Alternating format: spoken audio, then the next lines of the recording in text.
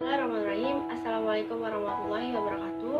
Perkenalkan, nama saya Zahra Zainal Zulfa. Saya mahasiswa psikologi Universitas Muhammadiyah Profesor Karamula.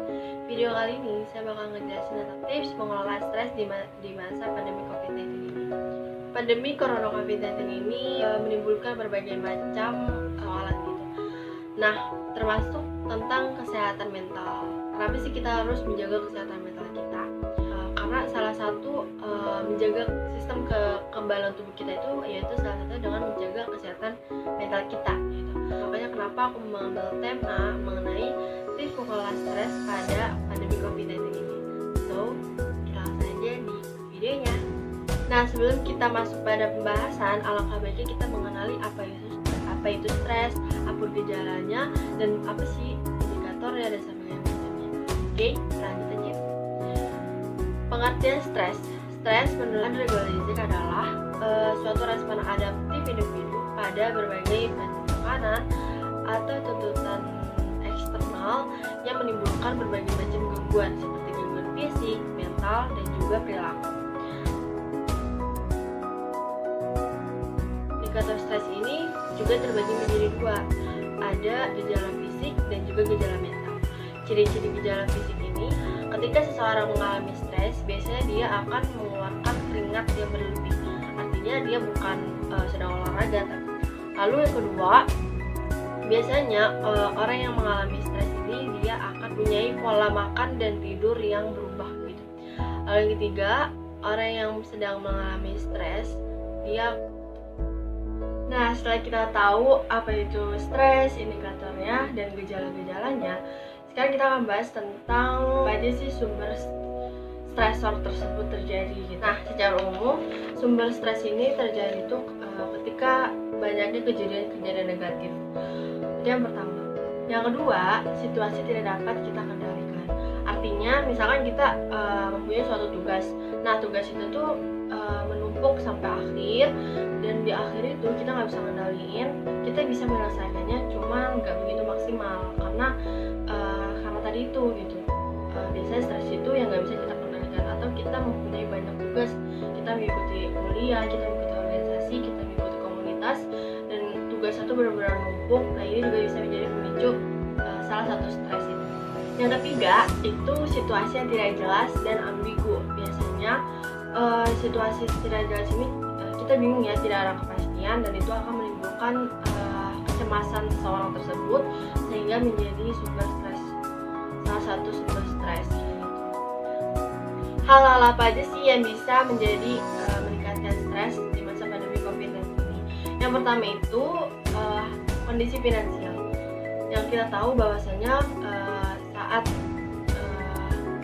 corona masuk ke Indonesia, semua sekolah, kampus, dan juga perkantoran itu ditutup, dan pemerintah menyuruh kita semua untuk melakukan social distancing, dan dimana kita harus di rumah terus, melakukan PSBB gitu ya. Nah, artinya gini, biasanya nih yang kondisi finansial ini berkurang gitu pemasukannya. Misalkan pada pekerja ojek online sehari itu bisa melebihi dari 200.000 gitu. Tapi ketika adanya COVID-19 ini, pemasukan pun berkurang. Lalu yang kedua itu adalah kesehatan dan keamanan diri sendiri, keluarga, dan juga kerabat. Jadi dia itu kesehatan dan keamanan ini bisa menimbulkan stres pada saat COVID-19 ini karena dia cemas gitu.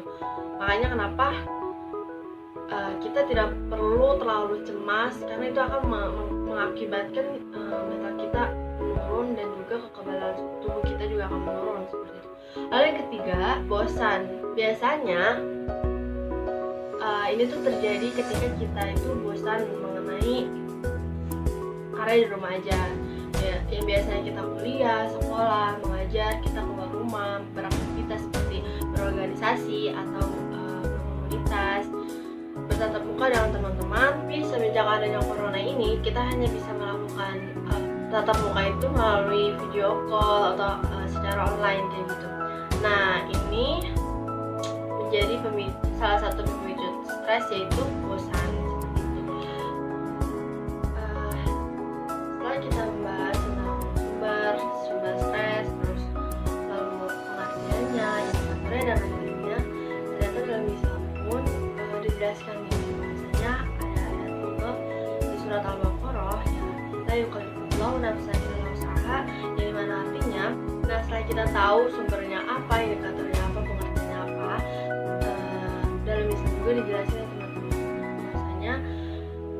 surat Al-Baqarah, la yukallifullahu nafsan illa wus'aha, Allah tidak akan membebani itu dengan luar kemampuannya atau di luar kapasitasnya. Nah, di sini tuh kita bisa tahu bahwasanya Allah itu tidak akan memberikan ujian yang tidak bisa kita kerjakan. Cuma biasanya kitanya aja yang suka menunda-nunda. Akhirnya di akhir itu kita menjadi tertekan gitu karena terlalu banyak tugas yang belum terselesaikan, seperti itu. Nah, lalu ada tipsnya nih, tips untuk mengelola stres di masa pandemi COVID-19 ini. Yang pertama, yaitu kenali stresor dan atau sumber stresmu dan kamu list secara signifikan. Jadi misalnya nih, kalian udah tahu nih kalau misalnya ketika kalian tuh akan stres, kalian udah tahu muncul gejala stres seperti apa. Terus dan kalian membuat list yang paling signifikan. Misalnya ketika berat badan sudah naik, berarti kalian sudah mengalami stres tingkat 1, misalkan seperti itu. Kenapa ya bisa terjadi stres tingkat 1? Misalnya karena terlalu numpuk tugas. Nah ya udah, berarti kalian komitmen untuk melaksanakan tugasnya itu ya secara tepat waktu, jadi tidak ditunda-tunda.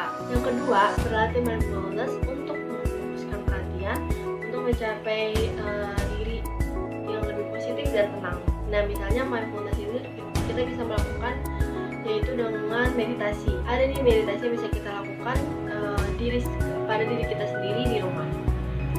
Misalnya seperti kita mencari udara segar, yang keluar sedikit boleh lah. Kita bisa menyebutkan kalimat-kalimat Allah yang dimana biasa kita berzikir. Nah ini adalah salah satu meditasi yang bisa membuat diri kita lebih positif dan tenang. Ataupun kita bisa melakukan tilawah atau mendengar murotal seperti itu, teman-teman. Lalu yang ketiga, menyebutkan kalimat-kalimat Allah yang dimana biasa kita berzikir. Nah ini adalah salah satu meditasi yang bisa membuat diri kita lebih positif dan tenang. Ataupun kita bisa melakukan tilawah atau mendengar murotal seperti itu, teman-teman. Lalu yang ketiga, olahraga teratur. Atau kalau misalkan kalian nggak mau olahraga, kalian bisa melakukan pekerjaan rumah kayak beres-beres, nyapu, nyuci, ngepel dan sebagainya yang bisa membuat kalian itu menggerakkan tubuh kalian seperti itu. Lalu yang keempat, kelola waktumu dengan menentukan goals dan juga prioritas. Nah, jadi aku punya tips, aku punya saran, aku melakukan ini di rumah. Jadi silahkan dilihat. Nah teman-teman, ini adalah salah satu contoh daily schedule yang bisa membantu kita menentukan prioritas atau tujuan kita. Nah jadi kalian bisa menggunakan kertas asturo, manila atau kertas lainnya yang penting besar agar kita dapat menaruh banyak prioritas-prioritas yang harus kita kerjakan itu. Nah caranya gampang, kalian tinggal tulis di post-it, lalu tinggal tempelin deh sesuai dengan kolomnya. Lalu yang kelima, tetaplah terhubung dengan orang-orang di sekitarmu, kayak teman atau sahabat. Kalian bisa melewati online ataupun kalian semakin dekat dengan keluarga, kakak dan adik. Nah itu akan membuat kalian menjauhi hal-hal yang stressing atau kalian bisa merefresh diri kalian sendiri. Lalu yang keenam, kalian bisa melakukan suatu hal bersosial atau membantu sosial, tapi tidak berarti kumpul ya. Artinya misalnya kalian melakukan suatu donasi, untuk melakukan suatu kebaikan. Karena kalau misalnya kita melakukan kebaikan ini ada rasa tersendiri di dalam diri ini, menjadi lebih positif dan lebih memikirkan orang lain gitu, peduli dengan orang lain seperti itu. Nah itu adalah 6 tips yang bisa kalian lakukan di rumah. Semoga video ini bermanfaat. Mohon dimaafkan karena kekurangan diri aku sendiri dan kelebihan hanya dari Allah SWT. Terima kasih. Wassalamualaikum warahmatullahi wabarakatuh. Kalau kalian suka videonya, kalian bisa like videonya.